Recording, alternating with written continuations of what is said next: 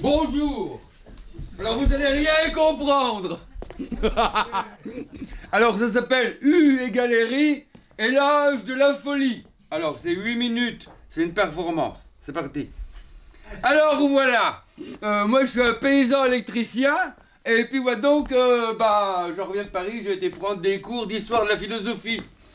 Alors, vous allez rien comprendre, il paraît,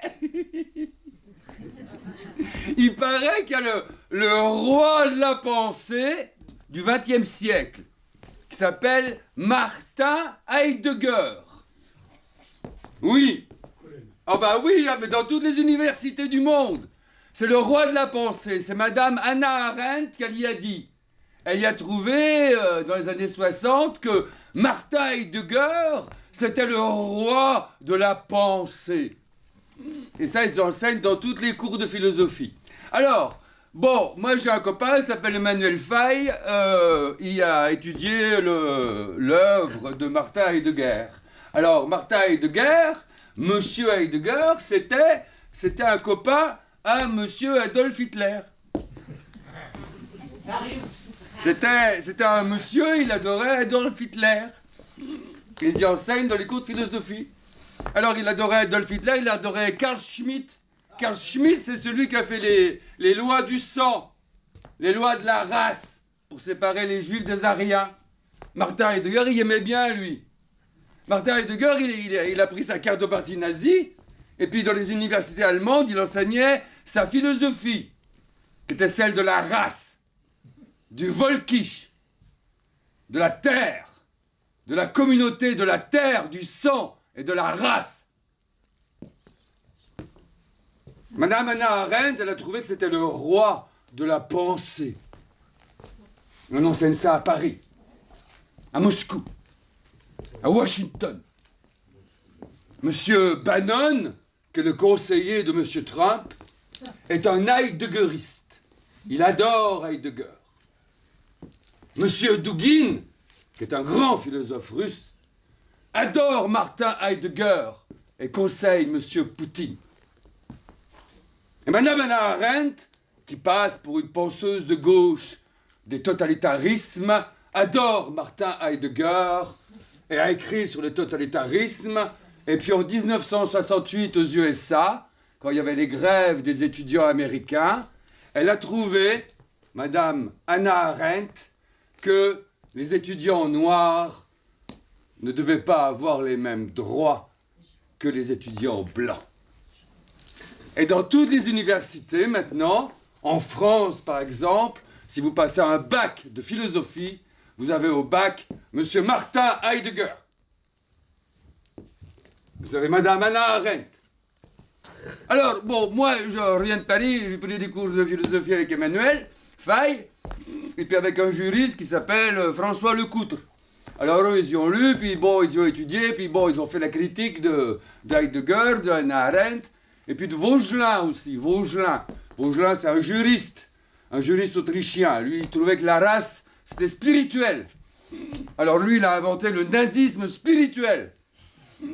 Et Vaugelin, il est enseigné à Paris, à l'école des hautes études en sciences sociales.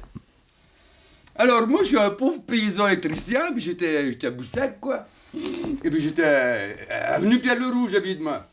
Alors, Pierre-Leroux, ma grand-mère, elle m'emmenait toujours au square Pierre-Leroux, tous les mercredis après l'école, pour jouer avec les coureurs. J'avais une petite balayette, je faisais des routes, je lançais les dés, j'avançais les coureurs, et c'était toujours moi qui gagnais le Tour de France.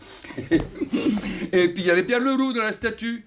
Alors moi je disais toujours bonjour Pierre, et lui il répondait jamais, il avait toujours la tête dans ses livres. Alors, comme je suis revenu à Boussac, j'ai dit un jour, je vais étudier Pierre Leroux. Le petit peu que j'ai étudié Pierre Leroux, la revue sociale, comme ça, qu'ils y avaient écrit à Boussac en 1845. Et puis, j'y regarde comme ça. Et puis, encore mieux. Martin Heidegger, il est pour la race, lui. Pierre Leroux, il n'était pas pour la race, lui. Il était contre la race. Et puis, Hannah Arendt, elle est pour la discrimination raciale. Et elle voulait séparer le politique du social. Elle voulait qu'il y ait le politique d'un côté et le social de l'autre. Eh bien, Pierre Leroux, lui, il voulait mettre le social dans le politique et le politique dans le social. Alors, je ne dis pas que j'y regarde et je trouve que Pierre Leroux, il est complètement opposé à Heidegger et à Hannah Arendt. Seulement, vous n'aurez jamais Pierre Leroux au baccalauréat de philosophie. Ben oui. Alors, bon, moi j'ai dit à Emmanuel et tout ça, et puis il me dit, bah, on va en causer à l'université de Rouen. Et puis il y a autre chose encore, parce que ils sont pour la race et pour la discrimination raciale. Alors c'est ce que Mitterrand, il a fait au Rwanda. Mitterrand, vous avez tous voté Mitterrand pour le socialisme. En fait, au Rwanda, Mitterrand, il a épousé l'idéologie raciste et ethniste avec les génocidaires. Et puis c'est les résistants rwandais qui y ont foutu une pâtée. Et puis ils ont fait une nouvelle constitution. Il n'y a plus de race, il n'y a plus d'ethnie, quoi. Puis ils s'en foutent d'Heidegger et d'Hannah Arendt. Alors comme je suis paysan électricien, moi, mon Dieu, Pierre Leroux qui vient des Lumières, alors j'ai pris le disjoncteur comme ça, vieux. Bah, j'ai remis les lumières de Pierre Leroux. Un gars, j'ai pris le disjoncteur de l'autre côté, j'ai mis les lumières du Rwanda. Bah. Et puis comme ça, bah, l'histoire de la philosophie, elle est réparée. 6 minutes 7, encore 2 minutes. Un gars, hop là.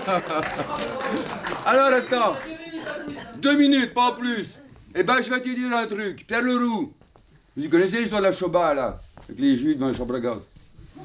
Eh ben, Pierre Leroux, en 1840, à Boussac, il y a un Anglais qui arrive de Londres et qui leur fait, bah les gars, il y a de mauvaises nouvelles.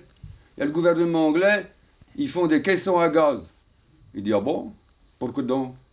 Ben, il dit, on fait des caissons à gaz, c'est pour le 3e enfant des femmes anglaises qui sont pauvres. Le 3e enfant, elles doivent le dire au gouvernement. Et puis, ils les foutent dans des caissons à gaz, et puis ils les gazent. Et ils vont faire ça de manière industrielle.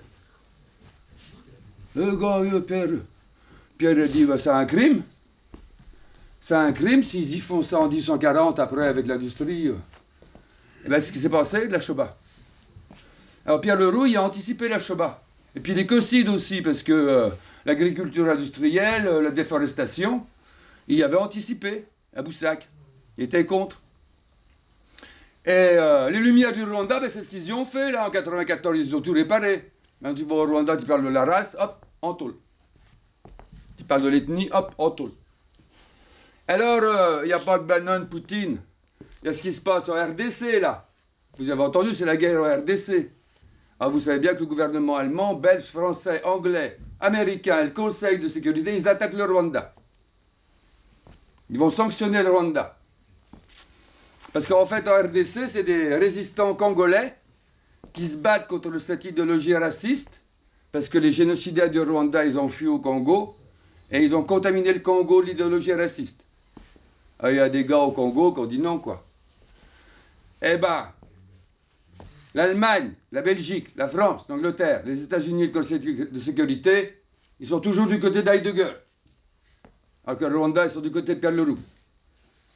Eh ben, ça fait 8 minutes. Vous avez compris, non?